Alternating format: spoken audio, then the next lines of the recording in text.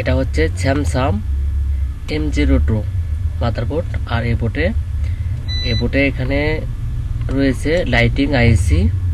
যদি কখনো স্ক্রিনে লাইটিং বন্ধ হয়ে যায় সেক্ষেত্রে কিন্তু লাইটিং আইসি চেঞ্জ করতে হয়। তার পূর্বে এখানে অনেক কয়েল আইসি আর লাইনটার সংযোগটা দেখতে হবে যে ডিসপ্লে পর্যন্ত লাইনটা যাইতেছে নাকি। আর সেক্ষেত্রে এখানে ডিসপ্লে কানেক্টর, আর এই কানেক্টরের লাইন হচ্ছে 62 নাম্বার, 50, 48 এবং 47 নাম্বারে এর সংযোগ রয়েছে লাইটিং আইসি থেকে।